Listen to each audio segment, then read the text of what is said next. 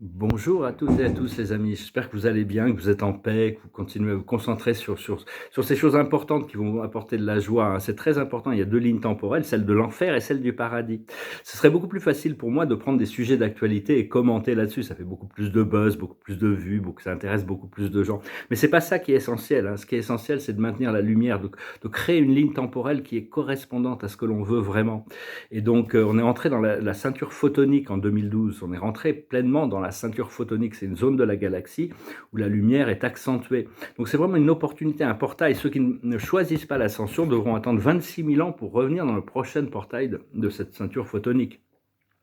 Et là, en septembre, vraiment, fin septembre, il y a vraiment un nouveau portail qui s'ouvre. Il y a des millions de gens qui vont se réveiller d'un seul coup. Les voiles vont tomber, ils vont être beaucoup plus sensibles. On va tous être élevés, c'est-à-dire recevoir plus la sensibilité de tout cet amour, toute cette lumière, pouvoir vraiment se connecter avec monter à un nouveau niveau d'intégration. Parce que bon, la première vague d'ascension s'est faite en 2012. Moi, personnellement, j'ai fait mon ascension en 1992, enfin, consciemment, hein, pas mon corps physique, mais ma conscience. Et donc, après ça, c'était des paliers, des paliers, des paliers. Maintenant, je dois ascensionner mon corps physique, je dois le purifier pour arriver à ascensionner mon corps physique. Tout ça, ça demande beaucoup de patience. Mais donc là vraiment, bon, donc il y a cette deuxième vague d'ascension qui se prépare pour septembre, hein. Préparez-vous à recevoir plus d'intuition, recevoir des visions, entendre des messages qui viennent du monde invisible. Le monde invisible, les plans supérieurs, généralement, se présentent pas sous des formes, hein, c'est plutôt des vibrations, et on doit continuer à vibrer cette vision de paix, d'amour, d'intégration, de voir la planète lui envoyer des messages d'amour, de purification, de pureté, hein. On doit retourner cette planète à un état pristine, hein. Donc c'est euh, tous ceux qui ne peuvent pas rentrer dans l'amour et l'unité ne pourront pas faire la transition. Bon, il y en a des gens qui sont très croyants, mais qui sont très attachés à des dogmes, et donc ça, pour eux, je sais pas trop, hein. J'espère que Dieu arrivera à les sauver quand même, mais on peut pas s'attacher à des fausses croyances. On doit lâcher prise sur toutes nos croyances pour arriver à recevoir l'information de la présence vivante du Créateur, hein. Et donc ça, c'est quelque chose qui est assez important. Et donc oui, je voulais aussi parler par rapport, il y avait toute cette information sur le réseau Starlink, mais c'est peut-être une déception, parce qu'ils préparaient que ça pour le niveau quantique, pour prévoir que ça nous connecterait au réseau quantique. Mais il y a des âmes qui des fois sont piratées par des entités, parce qu'ils ont une relation d'affiliation. Moi, je sais pas, dans un sens, ça me regarde pas trop, parce qu'on avait dit qu'Elon Musk était là pour servir la lumière, mais il me semble qu'il a été tenté par des forces dréco-reptiliennes qui lui ont donné des informations technologiques, et maintenant, parce qu'il va en même temps commencer son Neuralink, là, c'est des trucs de vraiment, vraiment, vraiment ne pas donner ça. C'est comme Bill Gates, c'est un génie de l'informatique, maintenant, c'est un généticien malveillant. Mais il peut y avoir des retours d'âme, c'est-à-dire de l'âme maléfique qui a fait un échange dans les corps avec certaines de ces personnalités il peut y avoir un retour vers la lumière, comme de personnalités qui servent l'obscurité actuellement. On voudrait bien les voir revenir à la lumière, hein, ça va aider le procédé. Je voulais aussi dire par rapport, il faut vraiment utiliser la lumière bleue, hein, le 5e chakra, pour créer du silence dans son esprit, hein. Il y a toutes sortes de sons parasites, toutes sortes d'énergies parasites, trouver le plus de silence. Invoquer cette lumière bleue, hein, pour trouver plus de silence, trouver 10 secondes de silence entre les pensées, hein, ou de plus en plus, ou 5 secondes, 10 secondes déjà, plutôt que d'être tout le temps dans le truc mental. D'arriver à trouver plus de silence, c'est important, hein, pour connecter avec cette paix d'esprit, le créateur infini. Et on va ressentir aussi au niveau du 3e chakra vraiment cette explosion au niveau de notre centre de pouvoir, le plexus solaire.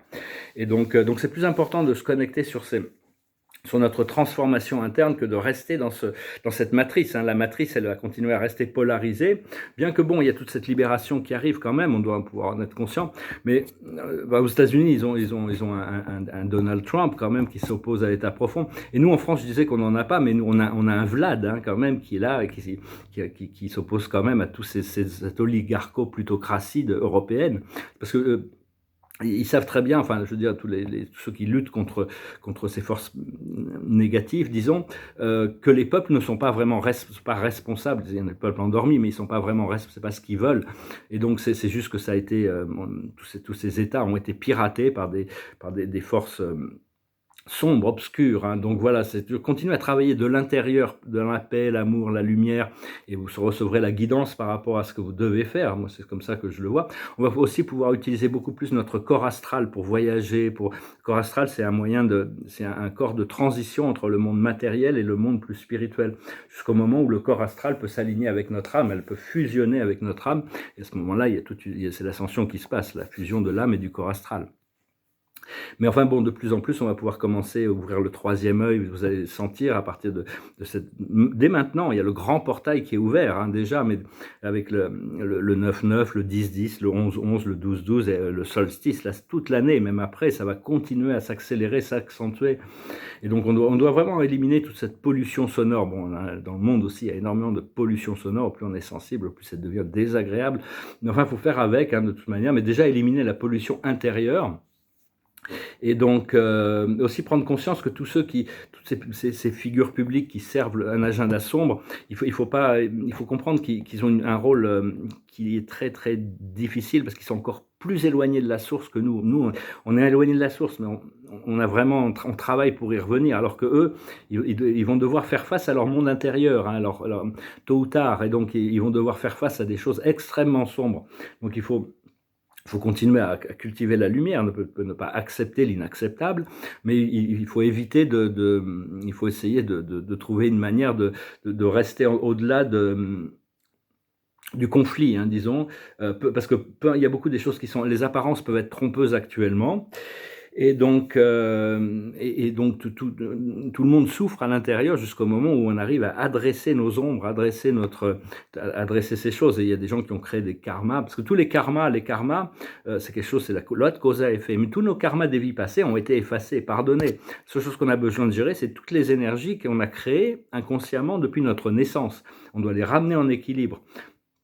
Mais il n'y a pas d'échappatoire de notre moi intérieur, même les hameçons, même si on les a laissés se réincarner dans le programme sombre pendant tout le Kali Yuga, pendant tout l'âge de décadence, hein, tout cet âge sombre. Maintenant, ils doivent faire face à beaucoup plus de choses que ceux qui se sont incarnés pour servir la lumière, même s'ils avaient la main supérieure dans beaucoup de situations. Et donc... Parce que bon, quand on est heureux et qu'on est équilibré, on n'a pas besoin de chercher à faire souffrir les autres ou quoi que ce soit. Il n'y a aucun plaisir là-dedans.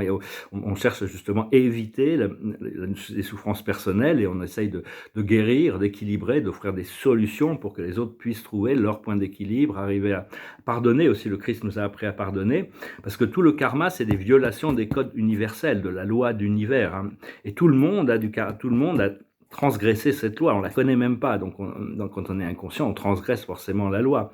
Mais enfin bon, vu qu'il y a quand même eu une action de miséricorde de l'univers qui nous permet d'avoir effacé toutes nos vies passées, tous les karmas des vies passées, pour pouvoir permettre cette ascension. Et il y a énormément d'assistance du monde spirituel. De plus en plus, quand les voiles vont tomber, on va se sentir de plus en plus connecté, hein, avec tous ces présences invisibles.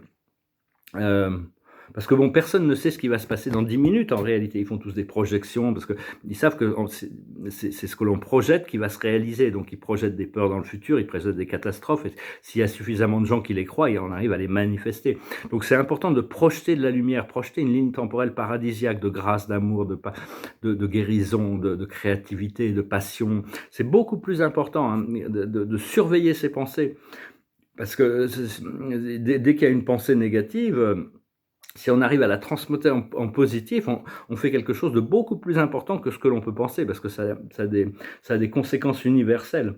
Et toutes les pensées sont comme des graines, hein, c'est-à-dire qu'à l'intérieur de la graine, il y a tout l'arbre qui est déjà là. Alors quand on met une bonne pensée, des fois ça prend du temps pour que tout se développe, mais à l'intérieur d'une graine, à l'intérieur d'un gland, il y a un chêne, hein, quand même, c'est quelque chose d'assez miraculeux. Et donc il faut vraiment apprendre à vivre dans le présent, essayer d'apprécier chaque moment du présent, chaque seconde, la gratitude, l'amour, le bien-être, trouver des choses, même si bon, des fois on s'ennuie un peu. C'est pour ça que l'esprit mental a toujours besoin d'être distrait. Il va dans les écrans, il va dans les trucs, il va les machins, il va chercher. Si on arrête de chercher, si on arrive à se poser, apprendre à se poser, faire plus de méditation, plus d'introspection, sans trop chercher à analyser ou à comprendre les choses, les révélations viennent naturellement. Donc voilà, bah, écoutez, j'espère que ce message aura été intéressant pour vous. Je vous remercie d'aimer, de partager, de commenter, de souscrire. Je ne sais pas s'il y a une petite cloche. S'il y a une petite cloche, ça bien sûr, ça vous permet de savoir qu'on met des messages. Pour le moment, j'en mets tous les jours. Je vais peut-être pas pouvoir continuer à le faire tous les jours, mais puis je vais commencer à parler de choses beaucoup plus, parce que c'est pas la peine trop de tous ces programmes terrestres, tant qu'on n'a pas une solution à apporter, ça sert à rien. C'est comme un chien qui aboie devant un arbre, qui attend que l'arbre il bouge. Hein, ça ne fait qu'augmenter le problème. Alors que si on arrive à se concentrer sur quelque chose de positif, on est heureux, on est bien, on est équilibré. À ce moment-là, on peut travailler de l'intérieur pour faire évoluer les choses. C'est beaucoup plus puissant. Alors, je tirais quelques oracles exceptionnellement, parce qu'on n'a plus besoin d'oracles. Il faut arriver à s'autodéterminer par nous-mêmes. On sait que la vie, il n'y a que le beau, que le vrai, que le beau, le vrai, le bien qui nous intéresse. Hein. On ne doit plus avoir besoin vraiment de ces choses-là. Bon, dans mes sessions, des fois, j'utilise pour avoir un aperçu, mais il suffit on peut aussi connecter avec nos guides, hein, qui eux ont quand même beaucoup d'informations. La plus haute sagesse, c'est que la vérité soit. Cette vérité, elle ressort, elle doit ressortir. Plus personne, rien ne peut arrêter la vérité. C'est le Bouddha qui disait, il y a 3 choses qu'on ne peut pas cacher pour toujours, le soleil, la lune et la vérité. Et là, maintenant, on est vraiment dans un moment de révélation. Ce qu'il faut comprendre, c'est le ici, maintenant. C'est d'être le plus présent possible, hein, de moins lâcher prise sur les problèmes du passé, lâcher prise sur les problèmes du futur. Quand on est dans le ici maintenant, une inspiration vient où on peut demander à être dans. Déjà, il faut essayer de se projeter là où on veut déjà être. Le résultat, c'est-à-dire, moi personnellement, je sais pas quand, je sais pas qui, je sais pas comment, mais je sais quoi et je sais où, je sais ce que je veux, quoi.